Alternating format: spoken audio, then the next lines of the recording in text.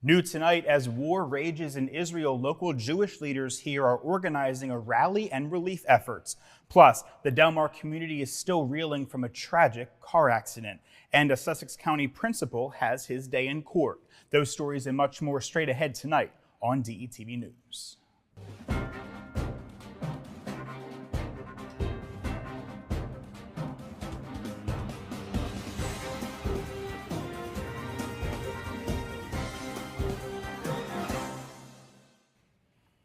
Good evening and welcome to DETV News. I'm Matt Ford. Thanks for joining us tonight. Making headlines today, while President Joe Biden assured the world that we stand with Israel in remarks to the country earlier today, local leaders were continuing their plan to Stand with Israel rally here in Delaware. The surprise insurgent in Israel on Saturday by Hamas has been called the worst attack on the Jewish people since the Holocaust. An estimated 900 people were killed during the attacks. Among 14 of them were Americans. Dozens of people were kidnapped and taken hostage by the terrorist organization, including Americans, confirmed President Biden just this afternoon. The Jewish Federation of Delaware has organized a We Stand with Israel rally. It's going to be Wednesday at 6 p.m. at the Siegel Jewish Community Center at 101 Garden of Eden Road in Wilmington. The organization is also raising funds for emergency relief efforts that are also underway. Carol Marcus, state board chair for the Jewish Federation, said several state leaders plan to attend the rally along with representatives from 20 different religious and community organizations. Marcus Stape said the average Delawarean can help out by reaching out to friends in Israel, posting messages of support on social media platforms, donating generously to organizations collecting and contacting elected officials to demand that they stand firmly with Israel. It's so important to reach out, she says. She continues, quote, "They need to know we stand with them and continue to support them," end quote. And in other news, the community of Del Mar is still reeling from the weekend death of 16-year-old star football player in a car accident. Carter Figgs was killed and another student seriously injured early Saturday morning when a single car struck a telephone pole. That's according to Salisbury police, who say the driver, who has not yet been identified, was driving above the speed limit. The 17-year-old driver has been charged with negligent homicide by vehicle, negligent homicide, and driving under the influence of alcohol as well. Del Mar School District, where Figgs attended Del Mar High School, issued a statement of condolence and is being assisted by nearby school districts who offered assistance with counselors to help enhance students with staff to deal with their grief. Hundreds of students and community members gathered Sunday night for a bonfire and a candlelight vigil. Staying in Sussex County, a Sussex County school administrator who is being sued by a former student defended himself in court earlier today. Sussex Central High School principal Dr. Bradley Layfield is one of two administrators being sued by a former student regarding an altercation that took place back in May. In court Tuesday morning, Layfield stated that unless the surveillance video is stopped and viewed in a frame-to-frame analysis, which he says was never done for any school employee that reviewed the fight on May 17th, that the student's anatomy cannot be viewed and was never seen by anyone that day. He claims that the student initiated a dangerous fight and in the course of continuing the fight caused her breast to be exposed briefly. He also claims that by initiating said fight in front of a school security camera, the student assumed the risk that her anatomy would become exposed and be recorded by the camera and subsequently seen by school employees charged with protecting the health and safety of other students in the hallway at the time of the incident. Layfield is requesting that the case be dismissed with cost and legal fees assessed to the plaintiff. And Lieutenant Governor Bethany Hall Long has a new campaign treasurer less than 1 month after she launched her run for governor. Cheryl Webb of Dover is the new treasurer. Until last week, Allison Murray was in the role. She is a partner of CFO Compliance. It's a firm that works with Democratic candidates and specializes in state and local candidate compliance. Murray served as treasurer since May. Before Murray, Hall Long's husband Dana was the treasurer. The lieutenant governor's campaign has had a troubling start since it launched on September 12th. Just 2 weeks into the campaign, Hall Long announced she is conducting an audit of all her past campaign finance reports. Campaign officials have not specified what was the catalyst for this review or when it will be completed. And lawmakers here in the first state have extended the emergency order for xylazine to be a controlled 3 substance. It's being mixed with illicit drugs, specifically fentanyl and heroin, along with other street drugs to amplify the potency. It has been deemed a public threat here in Delaware, which is why the Secretary of State has renewed the emergency order. The renewal took effect September 30th and ensures the drug's classification remains the same until upcoming legislation takes effect. Physicians who have seen the impact of xylazine in the human body say there are no medicinal benefits for humans. It's primarily used as a tranquilizer in animals, specifically larger animals, such as horses or cows, meaning not even the average veterinarian would have any use for this drug. On the street, it is commonly referred to as tranq. Tranq is also being found with amphetamines and cocaine. People who use it can develop a zombie-like appearance. Doctors say that unlike with opioid overdoses, there is no antidote like Narcan. In other health news, the arrival of cooler temperatures is a sign that the flu season is unfortunately underway. According to the public health officials, it was a particularly active flu season in countries such as Australia and New Zealand, which could be a sign that it's about to come here. Officials recommend Delawareans ages 6 months or older get a flu vaccination. They say COVID-19, influenza, and RSV are hitting at an all-time high at the same time this year. The Division of Public Health said a flu shot should be scheduled early. Why? Because antibodies against the vaccine can take up to 2 weeks to develop in the body after vaccination. Information about influenza and the availability of the vaccine is available at flu.delaware.gov, or you can call that 800 number seen there on your screen. And Appoquinimink School District's Bunker Hill Elementary School and Capital School District's Kent County Secondary Intensive Learning Center have earned Delaware's Sapphire Award for Excellence in School Counseling. The state recognition, now in its 4th year, recognizes school counseling programs that are comprehensive, data-informed, and designed to serve all students. Both winning programs use classroom lessons, small group counseling, and individual supports to support student success. Brittany Pizer, school counselor at Bunker Hill, wants her students to learn the importance of good behavior early in their school career. Andrea Woodard, a school counselor at Kent County, focuses a lot of her work on getting students on track for graduation.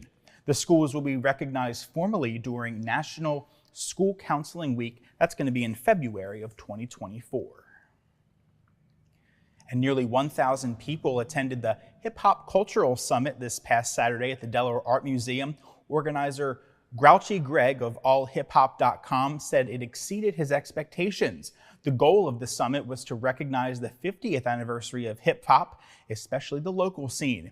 Greg says that his goal was to simply see the legacy of local hip hop community be enshrined in the Delaware Art Museum. The day included panel discussions, demonstrations, and art exhibits. And the Latin Food Festival, organized by Newcastle County, returned to Glasgow Park as well on Saturday, bringing out food and music lovers. The second annual festival, Latino de Comida, is a celebration of Latin food, dance, music, and cultural awareness held during Hispanic Heritage Month.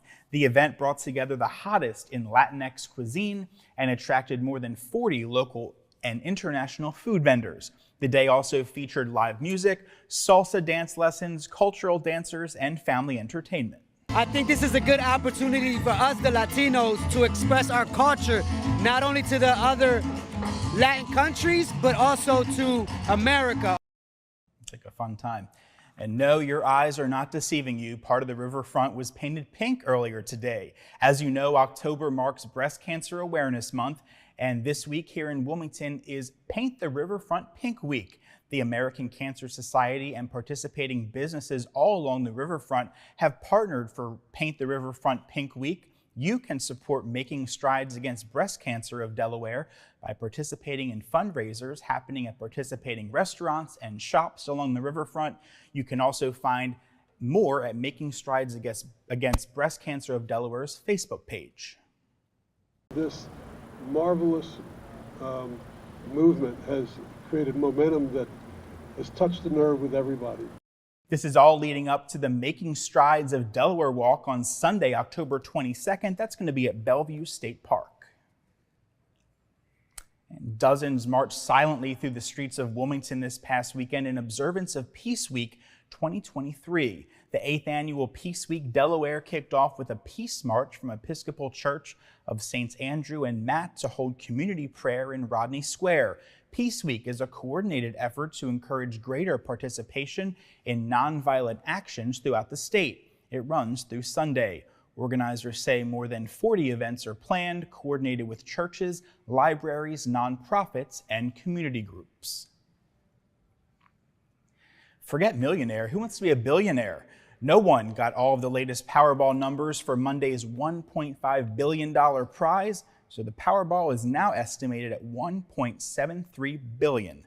The cash payout, that's going to be about $756 million bucks. One ticket sold here in the first state matches 4 of the main balls plus the Powerball, meaning that that's worth $50,000. Florida had at least one ticket that matched 5 and got the power play number. That's adding up to a $2 million prize. Monday's jackpot was the 3rd largest prize in Powerball history. Wednesday's prize now becomes the 2nd largest in history.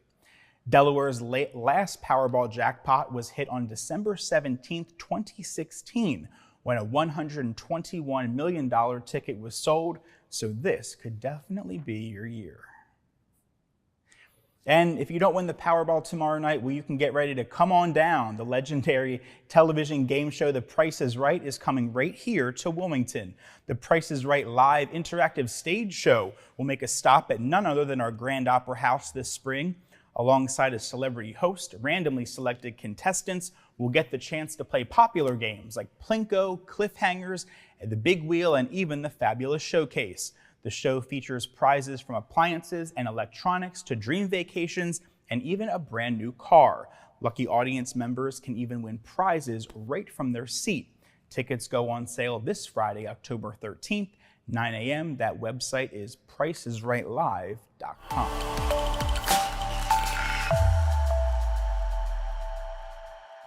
Topping the news, funeral arrangements for a Del Mar High School student killed in an early Saturday morning crash will be held at his school this Sunday morning. Carter Figgs, a 16-year-old football player, was killed shortly after midnight last Saturday when the driver of a car he was riding in was speeding and hit a telephone pole.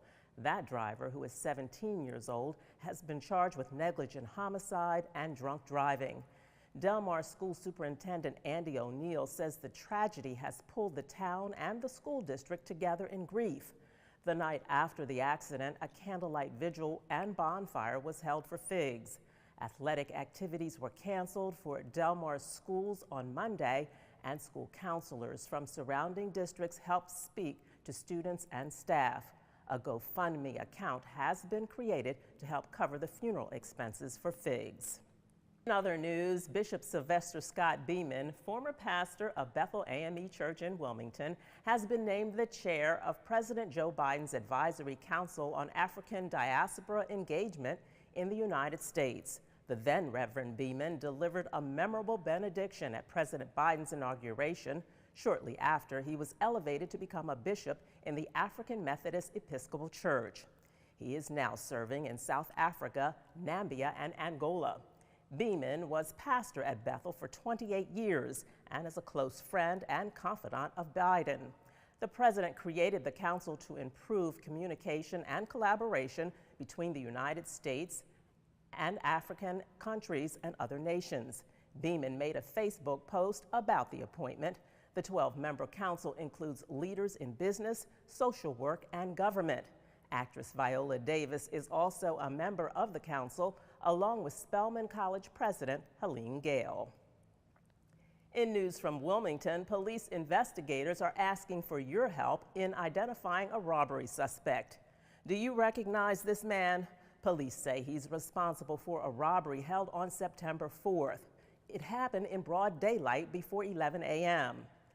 It was on the 1000 block of West 4th Street. Anyone with information is encouraged to contact detectives at the number on your screen or call Delaware Crime Stoppers at 1-800-TIP-3333. Newcastle City Police have identified a suspect in a double stabbing who is still on the loose. It took place on Tuesday afternoon. 39-year-old Dimitri Taylor of Wilmington allegedly stabbed two men in the area of Washington Street and West 7th Street. Police believe the attack was a result of a road rage incident. The two victims were hospitalized in stable condition. Taylor fled the scene in a white Hyundai Genesis. Anyone with information is asked to call detectives at area code 302-322-9800. Moving to Sussex County now, 911 dispatchers and paramedics have long worked together, but now they will work side by side. County officials and guests gathered Tuesday morning to cut the ribbon on a $12 million expansion to the Sussex County Emergency Operations Complex near Georgetown. The facility, located at Delaware Coastal Airport, has housed the telephone dispatchers. The building expansion allows the county to move emergency medical services there as well. The expansion project has been a top priority for years and gives staff modern technology, training space, and other amenities. The new wing doubled the size of the building and replaces the outdated complex just off of US 113 in Georgetown. Also in the Georgetown area, homeowners will soon have a glimpse into the future of their property's value. Later this month, mailers will go out to residential owners with detailed information about their property, such as the number of baths and square footage and preliminary reassessment information. The state, along with Sussex, is undergoing a property reassessment to determine how much each homeowner will pay in property taxes. The reassessment was court-ordered after a 2021 lawsuit sought new assessments to reflect the true value of homes. It's a task we undertake regularly, but did you know cooking is also one of the riskiest activities at home? This week is Fire Prevention Week, and the American Red Cross is sounding the alarm on cooking safety. Cooking accidents are the leading cause of home fires, turning your favorite recipes into potential disasters. The key to preventing a kitchen fire is to do some of the following simple steps. First, never leave the kitchen unattended when frying, grilling, or broiling. Turn off the stove if you step away, even briefly. Loose clothing and dangling sleeves have no place in a safe kitchen, so dress wisely. Finally, don't forget the importance of having a fire extinguisher in your kitchen. It could be your lifeline in an emergency. Beyond the kitchen, be sure to make sure your home is equipped with smoke alarms. And remember to replace batteries at least once a year. If you can't afford it, the American Red Cross is ready to assist with smoke alarm installations. And it's certainly been feeling like fall lately. Leaves have already started falling here in the first state, but peak foliage is still a couple of weeks away. Each year we say goodbye to summer and welcome the chilly temperatures of autumn with bonfires, pumpkin picking, and of course, leaves changing colors. Delaware entered the patchy phase of the fall foliage on Monday when trees are still sporting green leaves, but slowly begin to change to hues of fall. Leaves will be past peak on Halloween, so be sure to get out and enjoy the fall. And finally tonight, if you're one of Delaware's Swifties who missed Taylor Swift's The Eras Tour when it visited our area during the spring, you're in luck. This weekend, a ton of Swifties have a shot at seeing the premiere of her concert film at local theaters beginning tomorrow. Movie industry experts predict Swift's concert film, which took in a whopping $26 million in pre-sales the day that tickets were announced, could make more than $100 million in its opening weekend. The Eras Tour film doesn't need much promotion since Swift has been dominating the news headlines over the last month with rumors swirling that she's dating NFL star Travis Kelce. Kelce is the tight end for the Kansas City Chiefs and the brother of Philadelphia Eagles center Jason Kelce. The Eras Tour is rated PG-13 and runs for 2 hours and 48 minutes.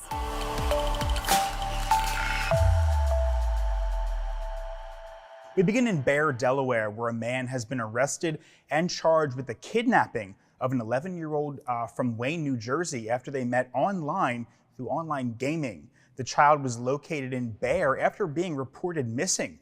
Law enforcement says the child had been lured by Darius Madelwich, seen here, who initially met her while playing an online video game.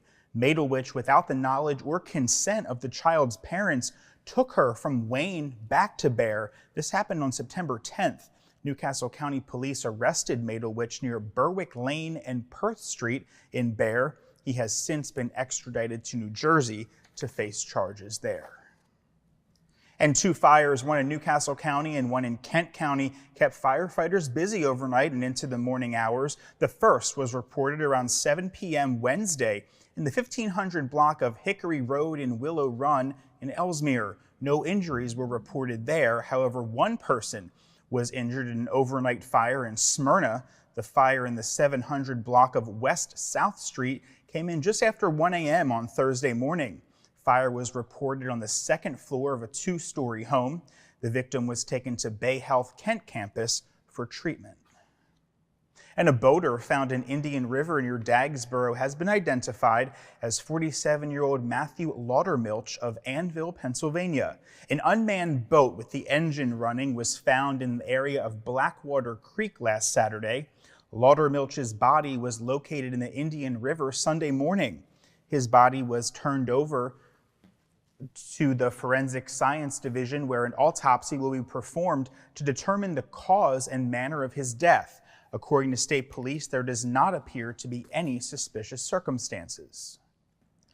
And a new lawsuit seeks to represent potentially hundreds of Delaware prisoners, accusing the state's prison system of ignoring and exacerbating the health of state prisoners in favor of profits. The ACLU of Delaware is suing the state Department of Correction, claiming that prisoners' constitutional rights were violated to inadequate medical treatment. The lawsuit implicates private healthcare agencies contracted by the Department of Correction, citing issues such as understaffed correctional health systems, delayed or denied medical care, lack of supervision, and refusal to provide necessary medical services and medications. The ACLU gathered personal testimony, including a case where prescribed medications were apparently withheld as punishment for 47 days. Another case is of a prisoner whose bleeding rectum went without specialist care for nearly a year before the cause was revealed to be terminal cancer. The organization emphasizes the constitutional obligation to address health care needs in order to uphold human dignity, and advocates for access to quality health care in prisons as essential for well-being, rehabilitation, and successful reentry of incarcerated individuals. The 2023 Housing Needs Assessment report's preliminary results have been released, and it shows there's quite a bit of work that needs to be done. Key findings include 25,000 Delawareans paying over 50% of their income in rent, and a decrease in overall home ownership to 63% since the year 2010. The report also highlights increasing homelessness, with 8% of people in Delaware being precariously housed or homeless. To combat this crisis, the report suggests the state will need to add over 24,000 new units to keep up with household growth through the year 2030. The Delaware State Housing Authority says the complete housing needs assessment results will be released this November. The full report will highlight more specific needs in each county. Delaware State Housing Authority's Director Eugene Young says out-of-state buyers are driving up home prices for single-family detached units across the state of Delaware. And the Housing Authority, along with the Housing Alliance, have shared that they are working with state leaders to adopt improved land use regulations. This way, developers will find it easier to construct housing in areas where it's needed the most. And a crowd of more than 300 people gathered at the Jewish Community Center in North Wilmington for a We Stand with Israel rally Wednesday evening. Speakers included Senator Tom Carper, Governor John Carney, and State Senator Sarah McBride. Senator Carper read a letter to the crowd from President Joe Biden. More than half the crowd raised their hands when asked if they have a loved one in Israel, which suffered an unprecedented and brutal attack by Hamas last Saturday. Police presence was increased for the event as concerns have grown around the country for anti-Semitic crime. As your governor now for almost 7 years, this is probably the most difficult thing that I've had to do. This is terrorism. This is terrorism. This is not some distant tragedy. This is searing, it's painful, and it's personal. In other news, Delaware will receive nearly $400,000 from a multi-state settlement with donor data management company Blackballed over a 2020 data breach. Blackballed provides nonprofits with detailed information about past and present donors. According to the Securities and Exchange Commission, the company did not disclose the severity of a ransomware attack that happened in March of 2020 that impacted 13,000 constituents nationwide. As part of the settlement, the Delaware Department of Justice says the company must strengthen its data security and disclose procedures. The company agreed to pay states a total of $49 million. And in other news, students in the Smyrna School District with lunch debts of $20 or more are being barred from certain school events, such as purchasing homecoming tickets. Here's what's happening. Parents have expressed concern with one launching a successful fundraiser exceeding $3,200 in a week. The school district reports a lunch debt of over $14,000 at Smyrna High School alone and over $32,000 district-wide. The district emphasizes a long-standing policy of requiring debt-free meal accounts for participation into certain events. Although no child is denied food, critics argue it unfairly impacts students and their families. The superintendent is reviewing the policy, and parents hope for more compassion and reform. The community has been supportive through fundraising efforts, despite the district stating it's not an official fundraiser. Parents call for a change in the policy, emphasizing the importance of parent and student voices. And speaking of schools, 11 schools are being honored for sportsmanship this week by the Delaware Interscholastic Athletic Association. The Dale Farmer State Championship in Sportsmanship Award is presented annually to schools that have demonstrated a strong school community commitment to the educational nature of interscholastic athletics. The Farmer Award is being given on the schools seen here on your screen.